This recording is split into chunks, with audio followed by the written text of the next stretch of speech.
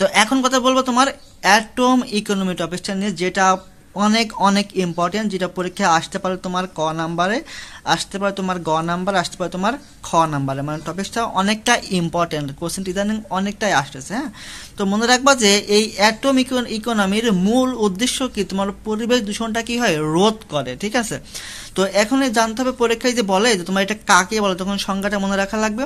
তো সংজ্ঞাটা আমি এখানে লিখে রাখছি, তোমরা একটু লিখে নেবা। যে মনে রাখবা যে এটা এমন একটা পদ্ধতি যেখানে একটি নির্দিষ্ট বিক্রিয়ার ক্ষেত্রে বিক্রিয়ক পরমাণুগুলা সক্রিয়ভাবে অংশগ্রহণ করবে এবং বিক্রিয়াকে এমনভাবে পরিচালিত করে যাতে কি হয়, কাঙ্ক্ষিত উৎপাদক বিক্রিয়কের সর্বোচ্চ পরিমাণ ব্যবহার নিশ্চিত হয়। অর্থাৎ তোমার কি এই ক্ষেত্রে তোমার বিক্রিয়ক পরমাণুগুলো এমনভাবে তুমি বিক্রিয়া অংশগ্রহণ করাবা যার সাথে তুমি কি একটা সর্বোচ্চ তুমি প্রোডাক্ট তৈরি করতে পারো। তো এই ক্ষেত্রে একটা এক্সাম্পল দিয়ে তোমাদের শেখাবো যে কোশ্চেনগুলো কিভাবে পরীক্ষায় তোমার গতে আসতে পারে বা কোন এক্সাম্পলটা বেশি ইম্পর্টেন্ট। হ্যাঁ, তো এই ক্ষেত্রে তোমরা মনে রাখবা যে একটা টার্ম গ্রিন কেমিস্ট্রির ক্ষেত্রে এই গ্রিন কেমিস্ট্রি তোমার তিনটা নীতিকে কি হয়, সমর্থক করে থাকে। মানে কি কি নীতি, এগুলো আমার এখন জানা লাগবে। হ্যাঁ, তো তোমরা মনে রাখবা যে প্রথম যে নীতিটা হলো সেটা তোমার বলা হয়ে থাকে তোমার বর্জ্য পদার্থ তোমার রোধ করে। হ্যাঁ, বর্জ্য পদার্থ রোধ করে বা রোধকরণ। সেকেন্ড টার্মটা তোমরা মনে রাখবা যে সর্বোত্তম বা সর্বোচ্চ অ্যাটম ইকোনমি, অ্যাটম ইকোনমি। এবং থার্ড পয়েন্টটা মনে রাখবা যে ঝুঁকিটা কমানো। হ্যাঁ, মানে ন্যূনতম ঝুঁকিটা, মূল কথা তোমার ঝুঁকিটা কমাতে হবে। হ্যাঁ, তো আমি এখানে কথাগুলো বলতেছি। প্রথমটা হলো তোমার বর্জ্য পদার্থ রোধকরণ, সেকেন্ডটাকে বলতে পারি সর্বোত্তম অ্যাটম ইকোনমি, এবং থার্ডটা হলো তোমার ন্যূনতম ঝুঁকিটা কমিয়ে তুমি কিভাবে এই শিল্পায়নটা বৃদ্ধি করবা। হ্যাঁ, আমি এখানে একটা এক্সাম্পল দিছি নেক্সট পৃষ্ঠাতে, সেটা আমি এখন দেখাবো তোমাদের ম্যালেইক অ্যানহাইড্রেটের মাধ্যমে। মানে তুমি কিভাবে অ্যাটম ইকোনমির সাহায্যে ম্যালেইক অ্যানহাইড্রেটের উৎপাদনটা তুমি করতে পারো। তো এই ক্ষেত্রে তোমরা মনে রাখবা তোমাদের বইতে বা এটা থাকতে পারে বা নাও থাকতে পারে, তোমাদের এটা শিখে রাখা উচিত, তাই আমি এটা এখন শেখাচ্ছি। হ্যাঁ, তো মনে রাখবা যে এর ক্ষেত্রে তোমার কি হয়ে থাকে, দুইটা নিয়ম বা পদ্ধতি আছে, দুইটা নিয়ম বা পদ্ধতি আছে যার সাহায্যে তুমি কি করতে পারো, এটা দুই প্রোডাক্টের তুমি অ্যাটম ইকোনমিটা বের করতে পারো। তো তোমরা মনে রাখবা যে অ্যাটম ইকোনমিটাকে তোমার এই দ্বারা প্রকাশ করা হয়ে থাকে। হ্যাঁ, এই অ্যাটম ইকোনমি। তো এখন আমি দেখাবো যে পদ্ধতি তো দুইটা কি কি। তো তোমাদের এখানে লিখছি যে প্রথম পদ্ধতি, এই ক্ষেত্রে আমার কি হয়ে থাকে। তো এই ক্ষেত্রে তোমরা মনে রাখবা যে বেনজিন C6H6, তোমার বেনজিনের সঙ্গে যদি তোমার অক্সিজেনের বিক্রিয়া করা হয়, তো এই ক্ষেত্রে বেনজিনটা মনে রাখবা যে লিকুইড ফর্মে থাকবে আর অক্সিজেন থাকবে তোমার কি গ্যাস ফর্মেটে। এই ক্ষেত্রে আমার একটা যে প্রোডাক্টটা তৈরি হয় যেটাকে বলে থাকে তোমার কি ম্যালেইক অ্যানহাইড্রাইড। তো তোমাদের এই ক্ষেত্রে জানতে হবে যে এর স্ট্রাকচার বা এর কাঠামোটা কি হতে পারে। তো তোমরা এই ক্ষেত্রে প্রোডাক্টটা মনে রাখবা যে প্রথমে একটা অক্সিজেন দেবা, আমি তার শেপটা তোকে শিখাচ্ছি, দেন একটা দ্বিবন্ধন একটা কার্বন বসাই দেবা। তো এই ক্ষেত্রে আমার একটা পেনটা বা পাঁচটা ধরনের একটা কাজ মানে প্রোডাক্ট তৈরি করতে প্রথমে এখানে একটা দাগ দিয়ে একটা ও দেবা, মানে প্রথম তোমার দুইটা কার্বনটাকে বসাই নেবা, দেন এদের মাঝখানে একটা ও রাখবা। ঠিক আছে, আর উপর দিকে আমার দুইটা কার্বন রাখতে হবে, সি দ্বিবন্ধন সি, এরকম ফরম্যাটে। অর্থাৎ পাচ্ছি যে কি দুইটা সি দিবা, মাঝখানে একটা ও থাকবে আর উপরে থাকবে কি একটা কার্বন দ্বিবন্ধন আর একটা কার্বন।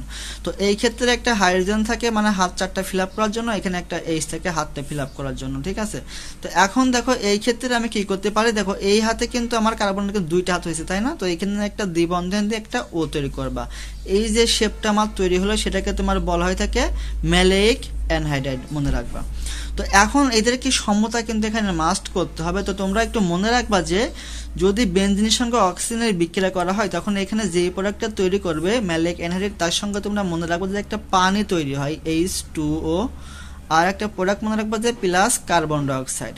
তো তোমরা বাসায় বসে এটা সমতা কিন্তু মাস্ট করবে। আমি এখানে সমতাটা দিয়ে দিচ্ছি, সেটা আমার জানা আছে, যেখানে মনে রাখবে 2 ইউনিট বেনজিন নিতে হয়। তো এই সাথে আমার সমতা করে 9টা অক্সিজেন চলে আসে, আর এই পাশে 2 অণু ম্যালেইক অ্যানহাইড্রাইড তৈরি হয়, আর মনে রাখবা যে এখানে 4 অণু পানি পাওয়া যায় এবং প্লাস 4 অণু কার্বন ডাইঅক্সাইড পাওয়া যায়। হ্যাঁ, এটা 4 অণু কার্বন ডাইঅক্সাইড। আর তো তোমরা মনে রাখবে যে এখানে CO2 অবশ্যই কি এটা গ্যাস ফরম্যাটে থাকে, পানি আমরা জানি কি লিকুইড ফরম্যাট থাকে, তাই না? আর এই যে ম্যালিক অ্যানহাইড্রেটটা মনে রাখবে যে এটাও সবসময় কি লিকুইড ফরম্যাটেই থেকে থাকে। তো এইটা হচ্ছে আমার কি প্রথম পদ্ধতি। তো এখন তোমাদের দেখাবো যে এর সেকেন্ড পদ্ধতি জিনিসটা কি, মানে এটা তোমার কিভাবে বা কোন ফরম্যাটে তৈরি করা হয়।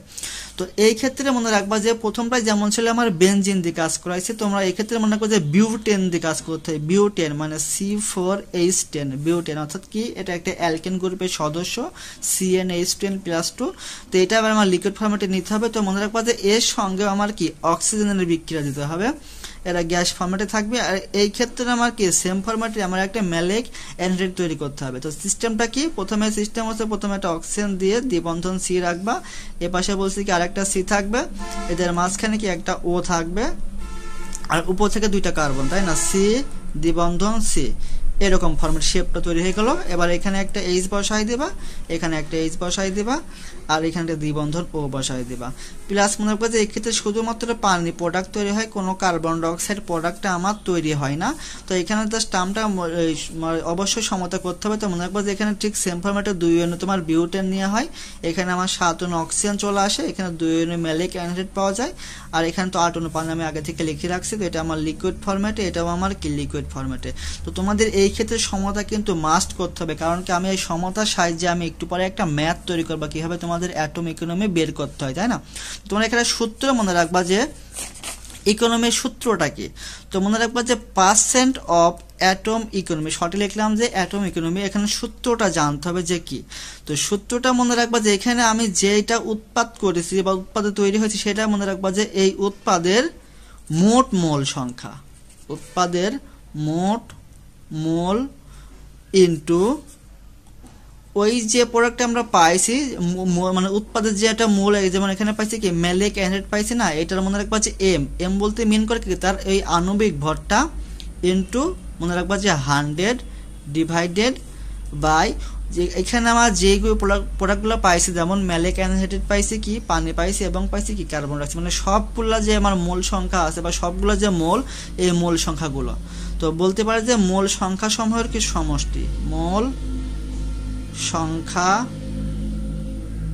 সমূহের সমষ্টি। তো আমি এখানে সূত্রটা আপনাদের বলতেছি যে পার্সেন্ট অফ ইকোনমি, এই সূত্রটা হলো যে উৎপাদের মোট মোল ইনটু ওই যে উৎপাদটা তার আণবিক ভর ইনটু 100 বাই কি যেগুলো আমি পাইছি তার প্রোডাক্টগুলোর কি মোল সংখ্যা সমূহের কি সমষ্টি।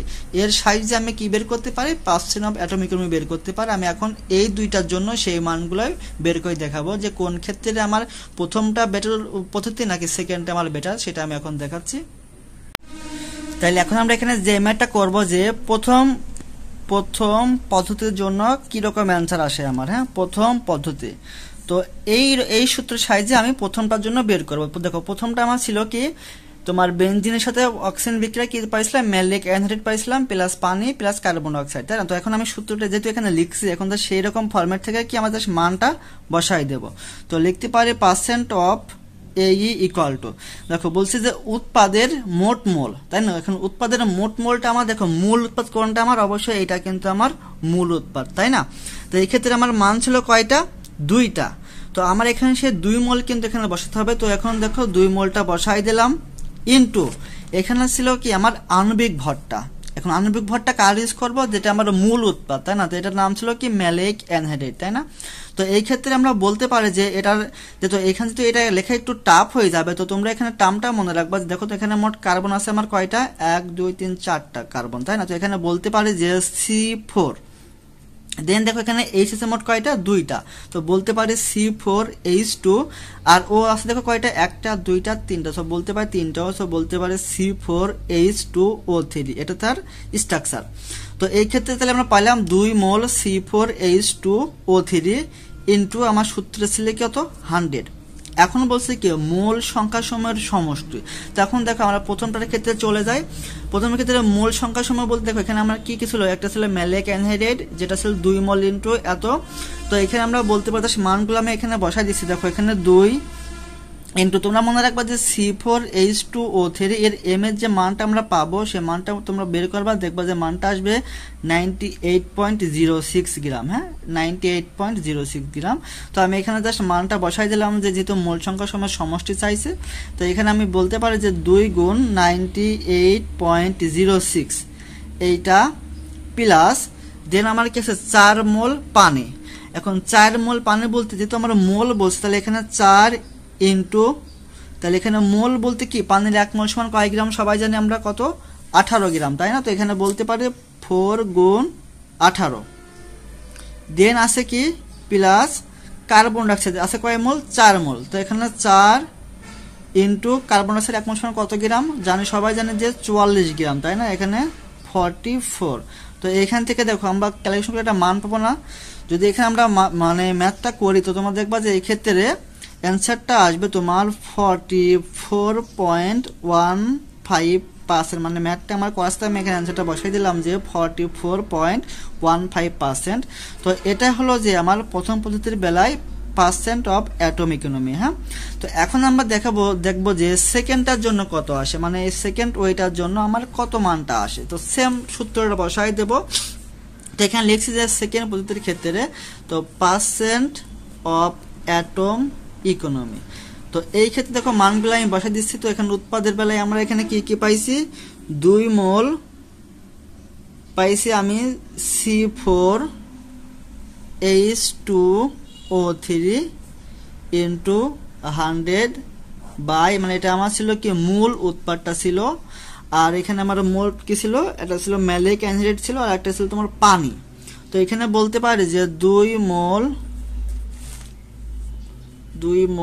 C4H2O3 প্লাস কয় মোল পানি, 8 মোল পানি। তো এখানে লিখতে পারে যে 8 মোল H2O ইন্টু কত আমার 100। তো আমি এখানে আগে লিখে রাখছি। তো এখানে আমি বসাতে পারি যে 2 ইন্টু 98.06, কারণ আমি আগেই বলছি যে এটা এম এর মান কত 98.06 ইন্টু 100 বা এখানে মানটা আমি পাচ্ছি যে 2 ইন্টু 98.06 যেটা আমার অ্যানহাইড্রেটের মান প্লাস 8 ইন্টু পানির 1 মোল সমান 18 গ্রাম।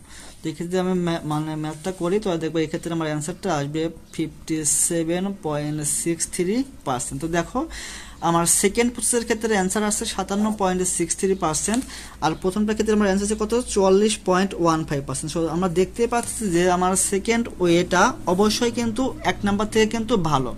তো আমরা এখানে বলতে পারি যে মানে সিদ্ধান্ত তো আমরা বলতে পারি, তোমরা এখানে এটা নোট করবে, আমি জাস্ট মুখ দিয়ে বলতেছি। তো মনে রাখবা যে সিদ্ধান্তের ক্ষেত্রে প্রথম পয়েন্ট লিখবা যে দ্বিতীয় প্রসেসটা বা দ্বিতীয় পদ্ধতিতে ম্যালিক অ্যানহাইড্রেটটা অবশ্যই কি অধিকতর কি সুবিধাজনক, কারণ পার্সেন্টেজ মানটা কি আমার সেকেন্ডটার ক্ষেত্রে মানটা কি অনেক বেশি এসেছে। সো এই ক্ষেত্রে আমরা পার্সেন্ট অফ অ্যাটম ইকোনমি বের করতে পারি বা বের করে বলতে পারি যে কোনটা বেশি সুবিধাজনক। তো এই ক্ষেত্রে তোমরা এরকম ফরম্যাটে যে কোনো কিছু যদি আসে তোমরা অবশ্যই কি বের করতে পারবা। তো ধন্যবাদ সবাইকে।